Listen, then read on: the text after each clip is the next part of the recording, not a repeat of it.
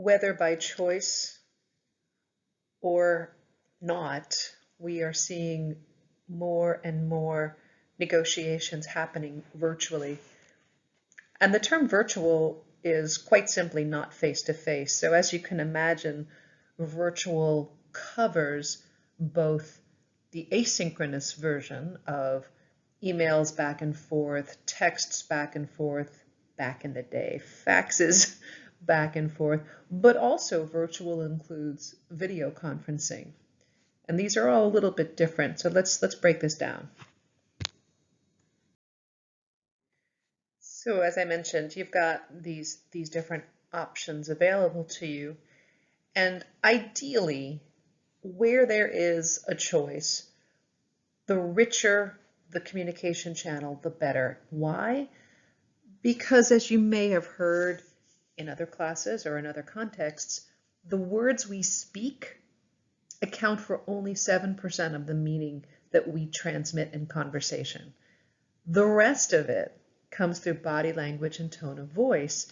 And you can imagine in a negotiation setting, you have a lot that's going on that is said and that is not said, and being able to read those messages is really important. Now, having said that, one thing I want to make clear is that just because somebody folds their arms across their chest doesn't mean they're angry or defensive. Body language is a little harder to accurately interpret, and we'll talk about that. So as an example, and why the more richness in terms of both voice, real time, and video is important is because a speaker can think that he or she communicates a real clear message, unequivocal. I need this delivery as soon as possible, thinking tomorrow. Whereas the listener who is looking at the body language in addition to the words may have interpreted a little bit more of a relaxed, well, whenever you can get it, get to it. So this is why not only having more richness, but also being synchronous, where somebody can immediately give feedback. Okay, when you say as soon as possible, do you mean this week, this month, this quarter? And this gives you a chance for that back and forth communication. So while I think many people might see having a negotiation virtually as filled with disadvantages, there actually are some clear advantages, and they include, first and foremost, the fact that we can have conversations or negotiations with just about anybody around the world. No longer is distance a barrier to having a negotiation. Anybody who has access to technology can be involved in a negotiation, and doing so very inexpensively. It also, by the fact that we have the ability to use these tools not just as an asynchronous mechanism, but also synchronous, we can do real-time data gathering. So for example, you could be inside a car dealership, and while you're being left alone for the salesman to go talk to the manager, pull out your phone and get the latest information on what's out there. You could call a friend, so to speak.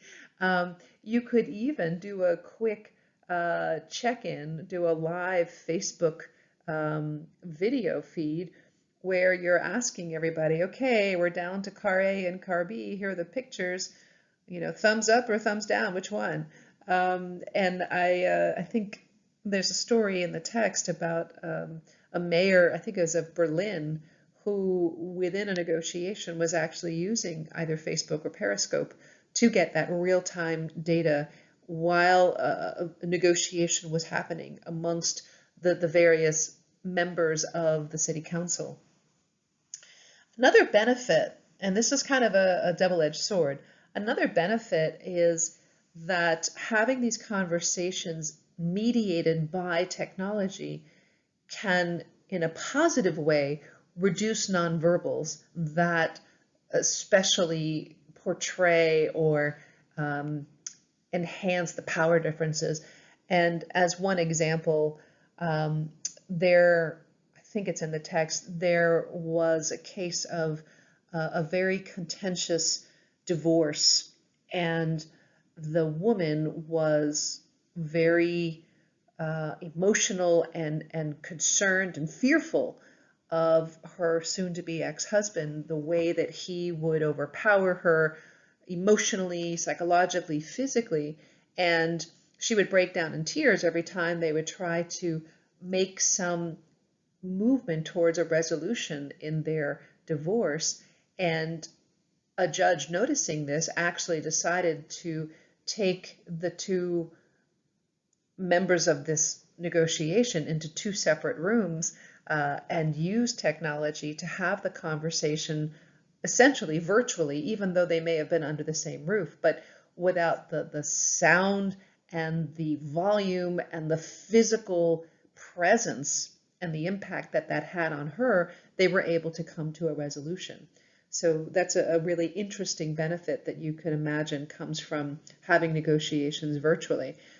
If it's virtual and also asynchronous, this process allows for considerable time. So instead of being put on the spot or being felt that you're being put on the spot, take it or leave it, or this offer expires in 10 minutes, or we're closing soon, when you have the ability to use time within a virtual negotiation, even if it is synchronous, I think it's a little bit easier to stand your ground and say, I hear the immediacy that you're looking for, but actually I need to take 24 hours and sleep on this. And so I think it's a little bit beneficial that way within virtual negotiations. Of course, there are challenges. And as I mentioned already, because there is such a smaller range of richness to the communication without body language and tone and proxemics and haptics and all these different elements that add to the message, it increases the chance for misinterpretation. And especially when it is asynchronous, there's not that chance for immediate clarification or feedback. There's also some research that suggests that in a virtual negotiation, there is a likelihood of diminished personal rapport, thereby limiting the formation of trust, which is so essential, particularly in integrative negotiations. Moderated by eye contact simply means that where there is a virtual negotiation that is a video conference, that diminishing of personal rapport is much smaller of a diminishment. There's also some research that suggests within a virtual negotiation, parties are less likely to disclose information. Maybe there's this feeling of, okay, this will be recorded and it'll be used against me sometime in the future. Or if we're emailing back and forth, there's this paper trail. And related to that, some research suggests parties may act less ethically in that there won't be a paper trail, so I can kind of expand on the truth, stretch a little bit without so much concern that someone's going to check on that. Again, whether you will do that or the party you will negotiate with will do that, it's hard to say, but there's some research that suggests this. Another challenge to virtual negotiations is that sometimes, as wonderful as technology is, it fails. And I think we've all experienced the Zoom freeze, right? So what is the likelihood that this will happen? What's our backup plan? What other mechanisms do we use? And more, you may see in commercial and governmental negotiations a need for a secure platform. I was running part of an executive program with an organization I won't name, and they disabled the chat. And they disabled the chat because of security concerns. And even though I was one of the faculty, I had very limited control over the Zoom platform. So that's another issue that is a consideration.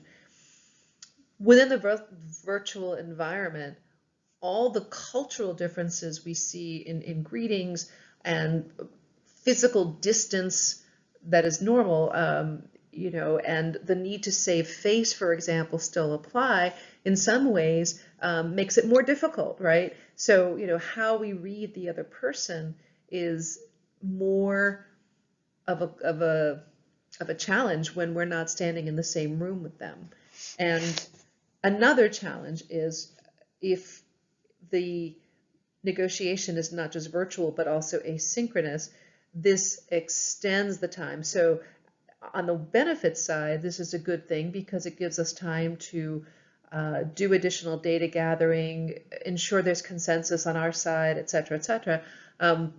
But when you're in need of a quick answer or resolution, sometimes the virtual negotiation setting, especially if asynchronous, can work against that goal.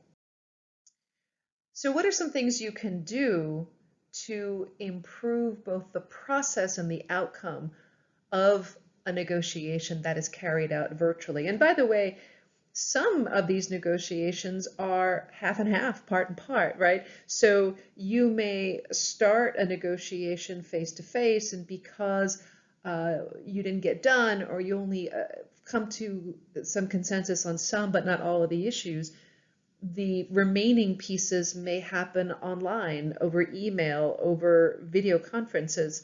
With any luck, we will not be dealing with COVID forever. And so again, it's something to think about, that there be these mixed mode negotiations. But notwithstanding, what are some things you can do before? Well, make sure that the details and logistics are very, very clear.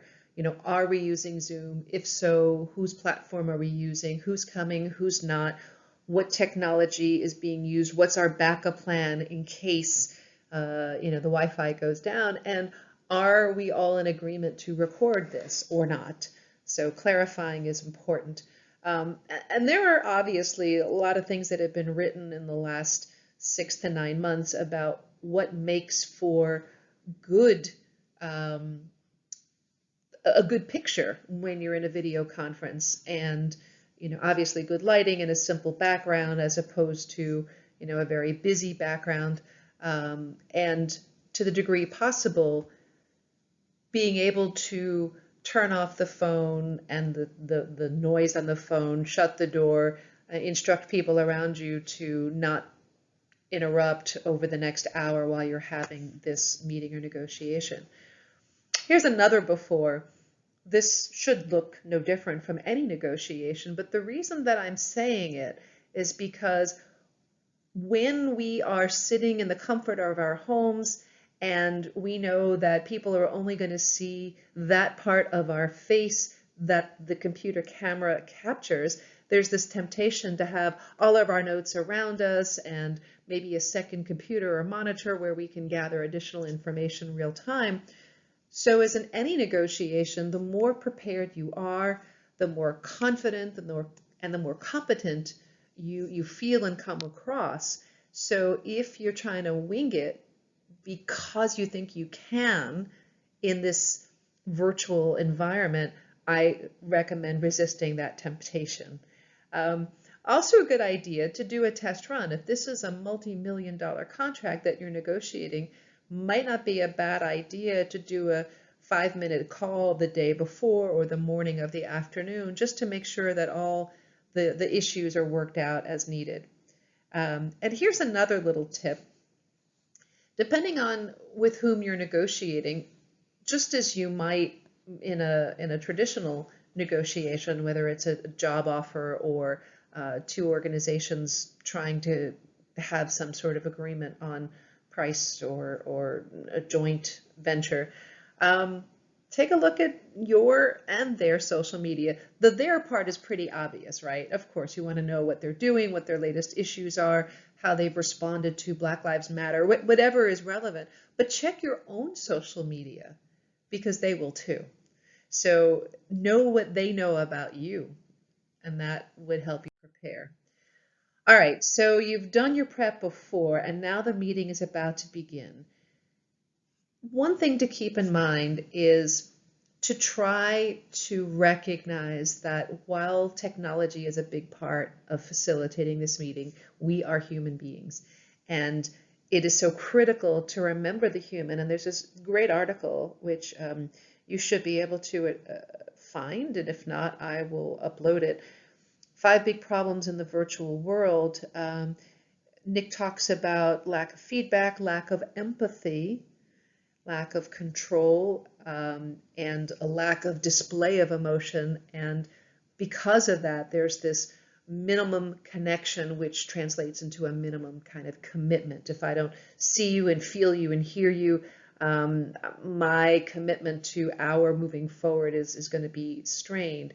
So because of this need to really remember the human, be mindful about your and their verbal and nonverbal cues. Some would suggest go over and above what you normally would do. The normal, yay, that's great, or yay, that's really great. So kind of recognizing that some of the emotion is going to be automatically muted. And I don't mean that in a literal sense, I mean that in a figurative sense. Be mindful about giving those emotional cues, show that emotion. And if you're not getting it on the other side, ask the question to clarify, okay, you said yes. Is that a resounding yes, or is that just, okay, fine, we've been at this long enough, let's get this done. So remember the human. Part of remember the human is in the same way that you would do if you were in a physical meeting where there's this sort of chatter, the informal chatter, the hey, what was last weekend like, or hey, what was that snowstorm like, that kind of water cooler check-in, whether it's minutes before the actual start of the meeting or during the start of the meeting. It's a good idea to break the ice, build rapport, and don't ignore that natural conversation just because you're meeting virtually. There's also some research that suggests having that small talk reduces the impact of the demographic differences, whether it's age or sex or cultural differences, because then we're all alike. We're in this together. We're similar, as opposed to being so different, which some of those demographic differences are actually highlighted when you see just a face on the screen. So remember the human and kind of break the ice and try to build rapport and trust, but also don't forget to do those formal introductions. The credibility of the message is directly tied to the credibility of the messenger. And if you're not doing these formal introductions, you lose that window of opportunity to build the credibility about who you are, why you're the best person to negotiate with, etc. And even somebody who may be present at the meeting who is a stakeholder or a facilitator or a meeting lead, make sure to include that person too. Most people feel uncomfortable when there is a person who is present physically, and by physically I mean on a Zoom screen, at a meeting, but not having been introduced. Like, why are they there? We get suspicious. So make sure everybody is introduced. Try to encourage people, if especially there's been a habit in the opposite, to make their cases compelling. That anytime somebody has a disagreement or a counter argument for what is being discussed, to try to make their case compelling in 60 seconds. And easier said than done, of course, but to not say this 60-second rule or suggestion would be to invite people droning on. And I think, can't speak for you, but being zoomed out, we have found ourselves in meeting after meeting after meeting, and perhaps even attending multiple meetings at the same time, which you can do with the benefit of Zoom. So try to be clear about what we're doing, and keep the time as short as possible, and also keep people to not droning on. And similar to the point I just made earlier about attending multiple meetings at the same time. If you say up front, this is framing, right? If you say at the start of the meeting, we're going to meet for 45 minutes, and while I realize that all of us has a lot on our plate, is it possible that for the next 45 minutes we turn off our phones, we turn off our second monitors, and we just roll up our sleeves and engage in this conversation or negotiation? So make that appeal verbal, make it clear, make it upfront, and this is a mechanism for framing and for managing expectations. So during a virtual negotiation or meeting, don't just, as in the case of a physical face-to-face, don't just allow the people who talk the longest and loudest to talk. Create opportunities, ask questions, facilitate, and ensure that people do participate meaningfully, not equally, but meaningfully. That if you've noticed that Jane hasn't said anything in the entire meeting, or maybe her entire participation has been limited to chat that nobody seems to be noticing, ask the question out loud. Hey, Jane, what are you thinking? Are you on board with this? Or I like the opposite sometimes, the question, is there anything you object to that we've been talking about? So kind of phrasing that in the negative. What don't you like about what's going on? You also don't have to do all of that verbally. For those of you who have gotten to be pretty good with Zoom, you realize that there are polls, breakout groups, different ways of getting people to weigh in, and do use those tools. It kind of minimizes the status differences because everybody is in a breakout room, everybody is invited to use the chat, and this is a good way of really encouraging meaningful participation, as well as process tools where someone says, okay, I'm going to ask everybody to weigh in on this issue, and I'm going to go around the room with my screen on Zoom, because you know everybody's screen's order of participants is a bit different. Minimize the number of slides. I only have 8. Check assumptions. Paraphrase early and often. Again, really not a lot different than a face-to-face, because we get lost sometimes in the soup. We get locked in agreement and ask the same question over and over. It's even more imperative during a virtual negotiation to check in, to clarify, to demonstrate active listening, and to check the body language, right? So to the degree that you can see parts of individuals' bodies, recognize that you might pay attention to that and ask the question, gee, Janie, I noticed that, in this last question, I didn't, everybody else was nodding their head up and down, and I didn't notice that you did that. What are you thinking? And here's the interesting thing. There's some research that suggests that our body language is actually more honest than the words that come out of our mouths. That the limbic system that exists inside all of us is kind of part of that fight or flight response. And so whereas we can be high self-monitors and be careful about what comes out of our mouths, our body language is potentially more honest. And then similarly, again, to face, but perhaps not as obvious, is when you're in a breakout room and you've got, a multi-party or a team-based negotiation, you might be thinking, oh no, now what do I do? Now we can't caucus. Well, that's not true. It just requires a little more creativity. Entering an empty breakout room on Zoom, or even muting the sound and the video and asking your partners to get on a quick FaceTime call or a phone call or something like that. So don't avoid the benefit of a caucus or a timeout just because you're in a Zoom, for example, platform. So as you're nearing the end of a virtual meeting, it's a really good idea to clarify what we've decided, what we're still thinking about, who has what follow-up tasks to do.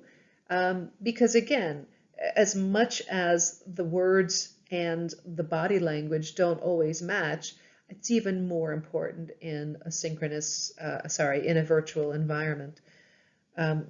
Clarify what's next in terms of resolving the open issues or items and what's next in the next meeting. And then finally, especially if this group or this negotiation is going to occur over multiple sessions, it's a good idea to do a check-in. Hey, how did we do? What should we pay attention to next time?